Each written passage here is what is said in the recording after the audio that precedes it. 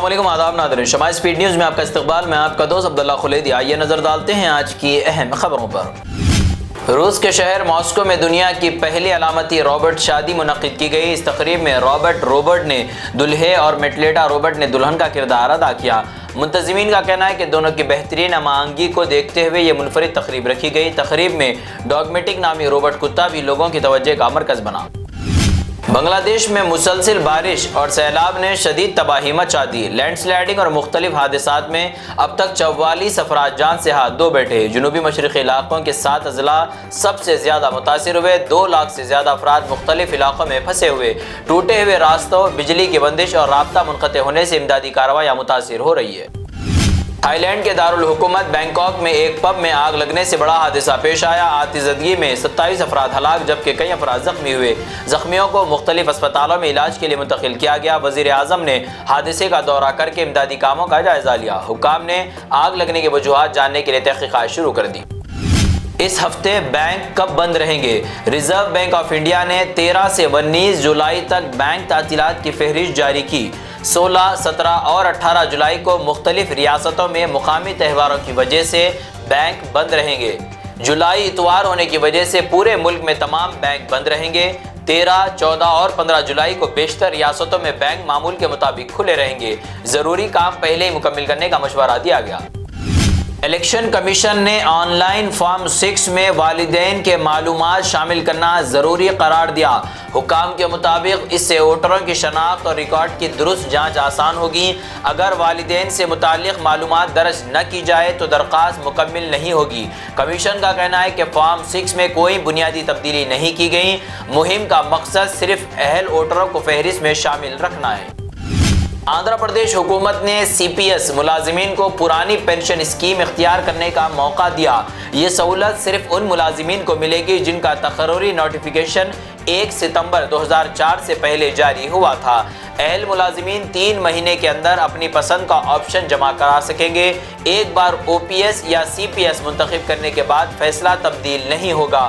وقت پر آپشن نہ دینے والے ملازمین بدستور سی پی ایس میں ہی رہیں گے۔ سپریم کورٹ نے مدراس ہائی کورٹ کے حکم پر عبوری روک لگا دی۔ ہائی کورٹ نے تمل ناڈو میں گائے اور بچھڑے کے ذبح پر مکمل پابندی لگائی تھی۔ ریاستی حکومت نے اس فیصلے کو قانون کے خلاف قرار دیتے ہوئے سپریم کورٹ سے رجوع کیا۔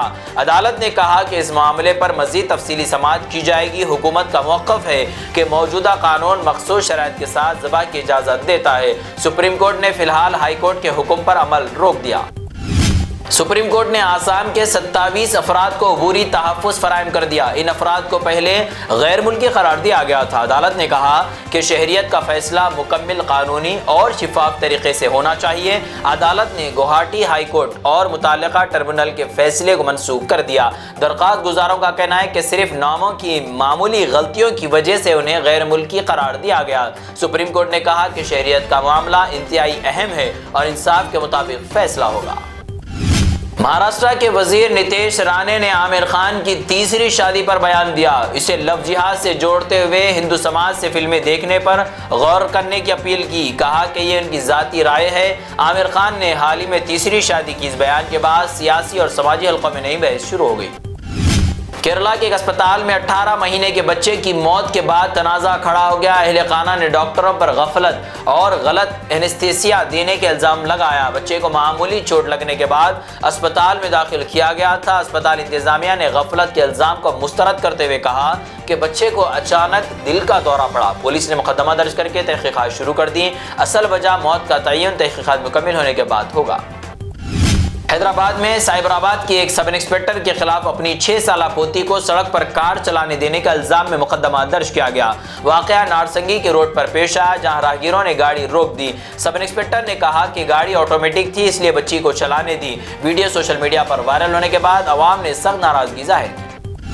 تلنگانہ کے چیف الیکٹورل آفیسر نے خبردار کیا کہ انومریشن فارم جمع نہ کرانے پر ووٹر لسٹ سے نام خارج ہو سکتا ہے۔ الیکشن حکام نے عوام سے بروقت فارم بھر کر جمع کرانے کی اپیل کی ہے۔